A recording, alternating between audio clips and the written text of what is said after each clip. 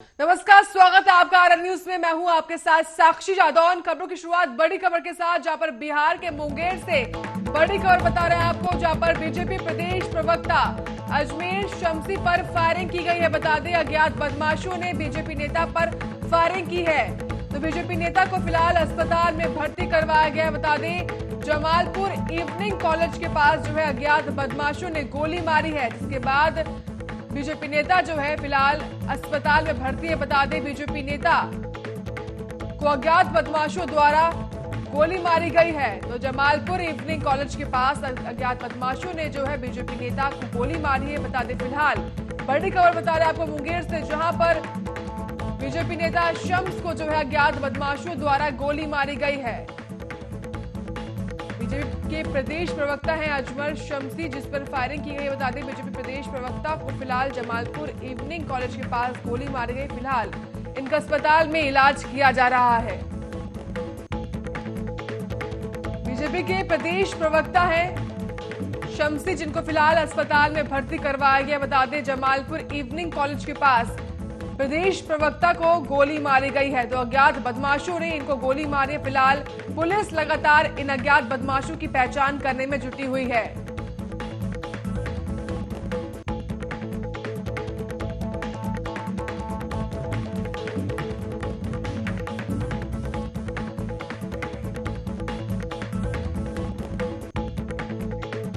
बात अब मैनपुर की, जहां मैनपुरी में बेवर स्वास्थ्य केंद्र से ऐसी तस्वीरें सामने आई हैं जो सोशल मीडिया पर तेजी से वायरल हो रही हैं, जिसमें स्वास्थ्य विभाग की बड़ी लापरवाही की खबर सामने आई है।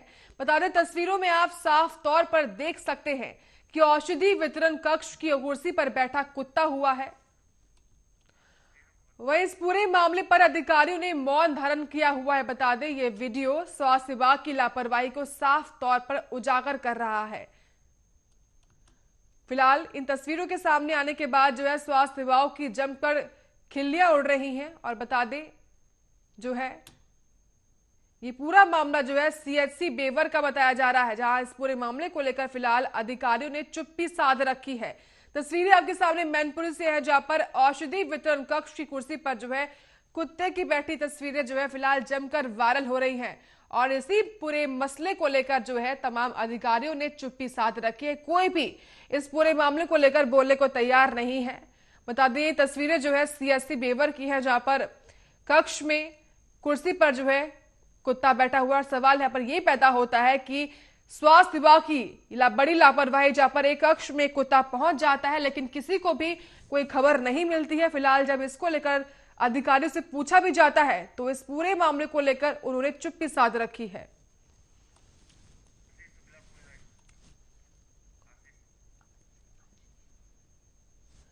तमाम जानकारी के साथ संवाददाता आशीष शुक्ला फोन लाइन पर है। आशीष, तस्वीरें हम देख रहे हैं मैनपुरी से, जहां पर कक्ष में कुर्सी पर कुत्ता बैठा हुआ है। फिलहाल ये पूरा मसला क्या था, इसमें क्या कुछ जानकारी है आपके पास? जी बिल्कुल साक्षी, मैं आपको बता दूं, ये पूरा मामला जो है ये बेवर क्षेत्र के सीएचसी से जुड़ा हुआ है। यहाँ पर जो जैसे ही यहाँ अस्पताल खुलता है, वहाँ पर जो एक कुत्ता है वो औषध वितरण केंद्र की जो सीट होती है उसके ऊपर बैठा हुआ मिलता है, जिसकी कुछ लोग वहाँ से फोटो खींच लेते हैं। फोटो खींचने के बाद तुरंत वायरल कर दी जाती है। यही मामला जो है इस समय जनपद मैनपुरी के सोशल मीडिया प्लेटफॉर्म पर काफी वायरल हो रहा है। जो आप देख सकते हैं वीडियो में, जिस तरीके से कि जो एक कुत्ता है वो सीएचसी के औषधि वितरण केंद्र है उस पर बैठा हुआ है। और इस पूरे मामले पर जब जनपद मैनपुरी के अधिकारियों से बात करनी चाहिए तो सारे अधिकारी मौन नजर आए। बिल्कुल आशीष, स्वास्थ्य विभाग की बड़ी लापरवाही खुलकर सामने आई। फिलहाल इस पूरे मामले को लेकर कि कुत्ता इस पूरे कक्ष में कैसे पहुंचा, इसको लेकर अधिकारियों को क्या कुछ कहना है, क्या कुछ सफाई के तौर पर कहा गया है अभी तक? जी बिल्कुल, मैं आपको बता दूं साक्षी जी, इस पूरे मामले से जो अभी जो इस टाइम जब मीडिया ने इस मामले पर बात करनी चाहिए अधिकारियों से, तो अधिकारी कैमरे से बचते हुए नजर आए हैं और बस केवल जांच की बात कह रहे हैं बस। और अधिकतर जो सीएचसी बेवर है, ऐसे मामले अधिकतर हमेशा सवालों के घेरे में जो खुला रहता है सीएचसी बेवर है जो, और लगातार इस पर जो जितने भी अधिकारी हैं वो हर एक मामले को लेकर चुप्पी साध जाते हैं और जांच की बात कहकर हर मामले से फ्री कर लेते हैं। बहुत बहुत शुक्रिया आशीष आपका तमाम जानकारी के लिए। गणतंत्र दिवस के बाद हिंसा के बाद जो है नोएडा दिल्ली बॉर्डर पर की सड़कों पर बुधवार को जाम रहा है। बता दें, नोएडा से दिल्ली जा रहे वाहन चालक डीएनडी और कालिंदी कुंज के पास जाम में फंसे रहे। सबसे ज्यादा जाम सेक्टर 16 फिल्म सिटी फ्लाईओवर से डीएनडी टोल प्लाजा तक जाम रहा है और करीब 3 किलोमीटर लंबा जाम रहा है। वे जाम में फंसे वाहन चालकों को परेशानी का सामना करना पड़ा और हालात को देखते हुए गाजीपुर मंडी नेशनल हाईवे 9 और नेशनल हाईवे 24 को बंद कर दिया गया है। इसी के साथ ही दिल्ली ट्रैफिक पुलिस ने अपील भी की है कि जिसे दिल्ली से गाजियाबाद जाना है वह कड़कड़ी मोड़ और शाहदरा और डीएनडी का प्रयोग करे। वहीं कालिंदी कुंज से नोएडा और नोएडा से कालिंदी कुंज के बीच भारी ट्रैफिक जाम लगा हुआ है। वहीं इस रूट पर दोनों ओर से एक लेन बंद कर दी गई है। साथ ही बता दें आपको कि दिल्ली एनसीआर में बुधवार सुबह 10:30 बजे से इंटरनेट सेवा भी शुरू हो गई है। इससे दिल्ली एनसीआर के करोड़ों लोगों ने राहत की सांस भी ली है। इस संवेदनशील इलाकों में पुलिस के जवान भी तैनात हैं, तो सादी वर्दी में भी सुरक्षा कर्मी वो गश्त लगा रहे हैं। तो जिस तरीके से 26 जनवरी को जिस तरीके से हिंसा भड़की है और उसी को देखते हुए फिलहाल तब लगातार कल से इंटरनेट सेवा भी बंद कर दी गई थी और इसी को देखते हुए फिलहाल NH9 और NH24 को भी बंद कर दिया गया है और इसी के चलते तमाम जाम भी लग रहे हैं। और इसी को देखते हुए बता दें आपको कई रास्ते वो बंद कर दिए हैं और तस्वीरें आपके सामने हैं जहां पर ITO से कनॉट प्लेस इंडिया गेट तक के तमाम रास्ते बंद कर दिए गए हैं और इसी के चलते जाम की स्थिति भी बनी हुई है। तो मिंटो रोड से कनॉट प्लेस जाने वाला रास्ता फिलहाल बंद कर दिया गया है और साथ ही साथ ये भी बता दें आपको कि NH9 और NH24 को भी बंद कर दिया गया है जो कि दिल्ली से यूपी जाता है और इसी को देखते हुए तमाम रास्ते बंद कर दिए गए हैं।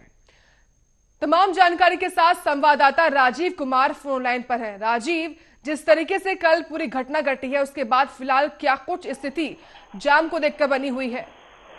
देखिए बिल्कुल भाई, इस तरीके से लगातार कहीं ना कहीं जो कल की जो स्थिति थी उसको देखते हुए कहीं ना कहीं दिल्ली पुलिस बड़ी सख्ती में है और इस सख्ती से कड़ी पालन भी कर रही है और कहीं ना कहीं जो FIR भी दर्ज की जा चुकी है। जो कुछ जिन किसानों ने गुर्गा दिखाई थी जो लाल किले पे चल थी या फिर गाँव पर तोड़फोड़ की थी, मगर अब जो कहीं ना कहीं स्थिति को सामान्य करने के लिए दिल्ली पुलिस लगी हुई है। मगर अभी भी कई जगहों पर रास्ते ब्लॉक किए हुए हैं, यहाँ तक कि लाल किले के पास भी रास्ते ब्लॉक किए हुए हैं, यहाँ तक कि पुलिस अंदर किसी को भी नहीं जाने के लिए दिल्ली की जो सीमाएं थी उनको भी बंद किया हुआ है। जी राजीव, फिलहाल कौन कौन से रूट्स को खोल दिया गया है जो दिल्ली से यूपी और यूपी से दिल्ली आते हैं? देखिए बिल्कुल, जिस तरीके से बात करें कुछ रास्तों को जरूर खोला गया दिल्ली पुलिस के द्वारा और बात करें ITO की तो ITO को भी खोल दिया गया है। यहाँ तक कि जो नॉर्मल रास्ता है वो खोल दिया गया है, पब्लिक आने जाना शुरू हो चुका है। मगर जैसे जैसे नॉर्मल स्थिति होती जाएगी वैसे वैसे रास्ते खोलते जाएंगे। मगर अभी भी लाल किले को बिल्कुल चांदनी के तौर पर बदला हुआ है, लाल किले को कड़ी सुरक्षा व्यवस्था की गई है। जी बिल्कुल राजीव, ऐसे में जिस तरीके से कल हिंसा भड़की है ऐसे में इंटरनेट सेवा को भी बंद कर दिया गया था, तो फिलहाल इंटरनेट सेवा को देखते हुए दिल्ली में क्या कुछ स्थिति बनी हुई है? देखिए जिस तरीके से कल जो हिंसा बढ़ती थी और उसको लेते हुए जो इंटरनेट सेवाएं थी वो बंद कर दी गई थी, मगर वो रात 12 बजे तक थी। हाँ, सुबह कुछ देर के लिए जरूर बंद की गई थी, मगर जैसे जैसे स्थिति सामान्य होती चली जा रही है। ITO की बात करें तो अभी हम ITO पे जो है यहाँ पर जो स्थिति है वो कहीं मतलब सामान्य हो चुकी है। लगभग कोशिश नहीं की जा रही है, इंटरनेट सेवा है वो भी चालू कर दी गई है, मगर यहाँ पर भी सुरक्षा व्यवस्था बढ़ाई गई है। दिल्ली पुलिस के जवान तैनात है, हर चौक पर हर रेड लाइट पर तो देखा जा रहा है कि किसी भी तरीके से दोबारा से कोई घटना ना हो सके। जी राजीव, क्या दिल्ली के तमाम इलाकों में इंटरनेट सेवा एक बार फिर से बहाल कर दी गई है, क्या फिर अभी भी कुछ इलाके हैं जहां पर इंटरनेट पर रोक लगाया गया है? देखिए बिल्कुल जिस तरीके से बात करें इंटरनेट सेवाओं की तो इंटरनेट सेवाएं जरूर दिल्ली की खोल दी गई हैं और लगभग कुछ इलाकों में जरूर अभी इंटरनेट सेवाएं बाधित है। जैसे चंडीगढ़ की बात करें या फिर गाजियाबाद बॉर्डर की बात करें, इन इलाकों के अंदर अभी इंटरनेट सेवाएं रोकी हुई है। मगर जो ITO की बात करें, लाल किले की बात करें या फिर कहीं रोटी की बात करें, यहाँ पर इंटरनेट सेवाएं दोबारा से खोल दी गई है। नॉर्मल स्थिति को करने की कोशिश की जा रही है, मगर जिस तरीके से किसानों ने जो कल उभरता दिखाई थी वो कहीं ना कहीं सवाल निशान खड़ा करता है दिल्ली पुलिस के ऊपर, क्योंकि दिल्ली पुलिस के होते हुए इस तरीके की घटना होना तो कहीं ना कहीं सवाल ये निशान जरूर है। मगर दिल्ली पुलिस लगातार FIR दर्ज कर रही है, CCTV फुटेज की जांच की जा रही है, कौन रास्ते किस रास्ते से आया था, कितनी बड़ी संख्या में किसान थे और जिन जिनको पहचाना जा रहा है उनके खिलाफ FIR दर्ज किया जा रहा है और उनको अरेस्टिंग भी की जाएगी। जी बिल्कुल राजीव, और ऐसे में दिल्ली के अंदर खासतौर से लाल किले के पास के कौन कौन से इलाके हैं जिनको बंद कर दिया गया है, चूंकि वहां पर फिलहाल तमाम पैरामिलिट्री फोर्सेस भी तैनात है? देखिए बिल्कुल इसमें बात करें लाल किले की, तो लाल किले की बिल्कुल पैरामिलिट्री फोर्स भी लगा दी गई है, सीआरपीएफ के जवान भी लगे हुए हैं, स्पेशल फोर्स भी लगी हुई है। तमाम जो दिल्ली के जो लाल किले के जो आसपास के एरिया है वो बंद कर दिए गए, मगर अभी स्थिति को सामान्य करने की कोशिश की जा रही है। मगर जिस तरीके से लाल किले को आप छावनी के तौर पर बदला हुआ, क्योंकि पहले भी सुरक्षा व्यवस्था होती थी मगर सुरक्षा व्यवस्था इतनी नहीं होती थी, मगर आज कहीं न कहीं कई कदम उठा दिए गए हैं और देखना है कि सामान्य स्थिति किस तरीके से उठाती है। मगर मीडिया का आना जरूर जारी है, मीडिया लगातार कवरेज भी कर रहा है और यहाँ तक की जो दिखाने की कोशिश कर रहा है कि किस तरीके से तोड़फोड़ की गई थी। मगर जिस तरीके से बात करें किसानों की, तो किसानों की तरफ से भी कहा जा रहा है कि जो तोड़फोड़ की है वो किसान नहीं है, वो गिरता दिखाने के लिए राजनीतिक पार्टियों के पहलू थे। जी बहुत बहुत शुक्रिया राजीव आपका तमाम जानकारी के लिए।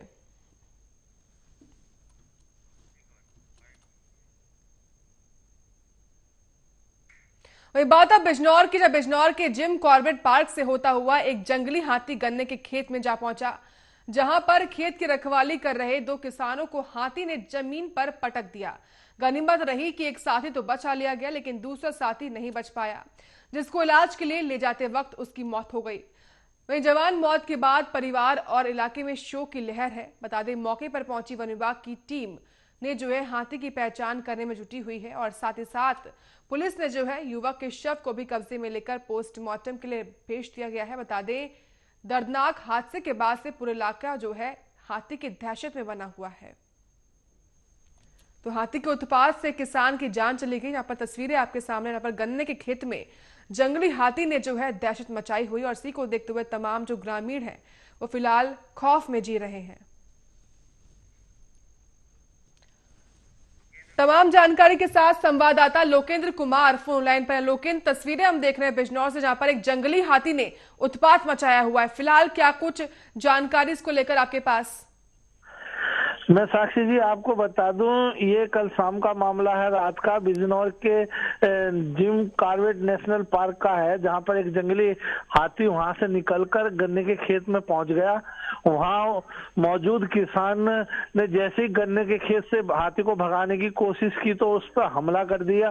वो अकेला देख घर पर पहुंचा अपने गाँव में, वहां से 10-12 व्यक्ति को लेकर वे पहुंचे। तो जैसे 3 अंदर गन्ने के खेत में पहुंचे तो उन्होंने पहले पर को पटक के मार दिया, दूसरे को उन्होंने पटक के मतलब उसकी एक की मौके पर ही मौत हो गई थी रास्ते में ले जाते हुए, और एक घायल है, गंभीर रूप से वो अस्पताल में भर्ती है। लोकेंद्र, क्या अभी वन विभाग की टीम ने इस हाथी को पकड़ लिया है? नहीं, अभी वन विभाग और पुलिस की टीम मौके पर है, जंगलों में हाथी को तलाश कर रही है, लेकिन अभी हाथी का कोई पता नहीं चल पाया। आसपास के पूरे जंगलों में हाथी की तलाश की जा रही है। चलिए, बहुत बहुत शुक्रिया लोकेंद्र आपका तमाम जानकारी के लिए।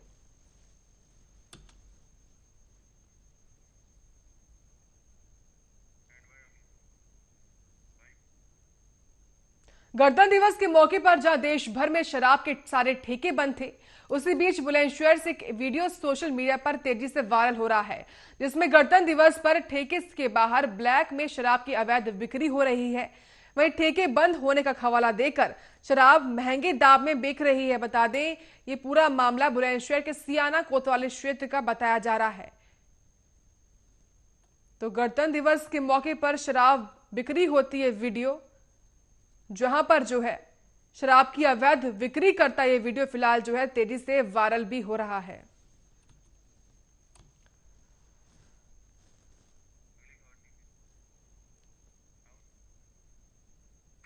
खबर बिजनौर से है, जहां पर 2 दिन पूर्व मंडावर के खातिर इलाके में हुए डबल मर्डर का पुलिस ने खुलासा कर दिया है।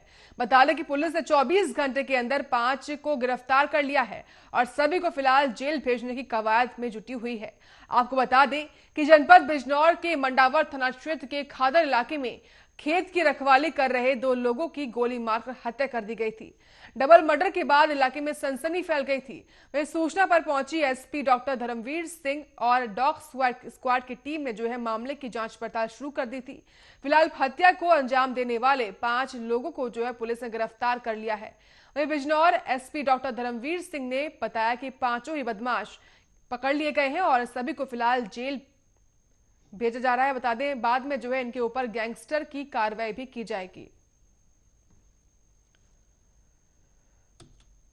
तो 24 घंटे के भीतर 5 आरोपियों को पुलिस ने गिरफ्तार कर लिया। फिलहाल पुलिस लगातार इन पर अग्रिम कार्रवाई करने में जुटी हुई है। तो बिजनौर में डबल मर्डर हुआ था, जिसका पुलिस ने खुलासा करते हुए 5 आरोपियों को धर दबोचा है। तो 24 घंटे के भीतर जो है पुलिस को ये बड़ी सफलता हाथ लगी, जब पुलिस ने जो है इनको गिरफ्तार कर लिया है।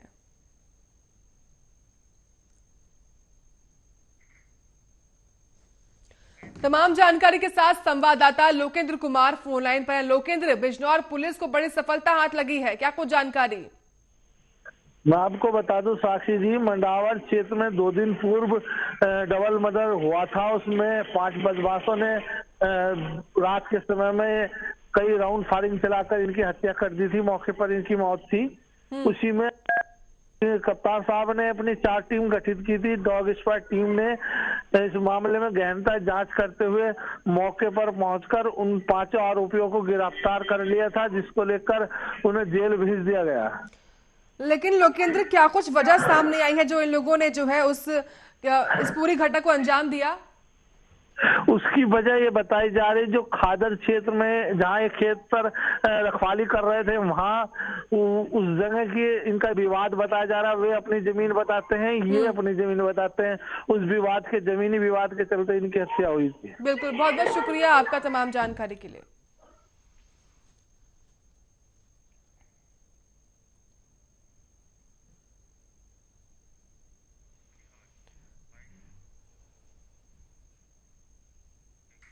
वहीं बिहार के गोपालगंज में एक बड़ा हादसा होने से टल गया, जहां पर खेल के मैदान में क्रिकेट मैच खेल रहे दर्शकों पर स्कूल की छत गिर गई। इस हादसे में 12 दर्शक गंभीर रूप से जख्मी हो गए हैं। वहीं घायलों को इलाज के लिए फौरन अस्पताल में भर्ती भी करवाया गया है। बताया जा रहा है कि बरौली के हाई स्कूल मैदान में गणतंत्र दिवस के मौके पर निजी आयोजकों के द्वारा क्रिकेट मैच का आयोजन किया गया था, और जिस दौरान मैच देखने कुछ बच्चे स्कूल की छत पर पहुंच गए, जिसकी वजह से छत उनके बोझ को बर्दाश्त नहीं कर पाई और नीचे जमीन पर आ गिरी, जिससे घटनास्थल पर अफरा तफरी मच गई। और इस पूरे घटना से जो है फिलहाल तमाम लोग जो है वो जख्मी भी हो चुके हैं। जब गणतंत्र दिवस के अवसर पर क्रिकेट मैच का आयोजन किया गया और इस पूरे मैच को देखने के लिए तमाम बच्चे जो है एक स्कूल की छत पर पहुंचे, और फिलहाल छत गिरने से इस हादसे में जो है तमाम बच्चे भी घायल हो चुके हैं।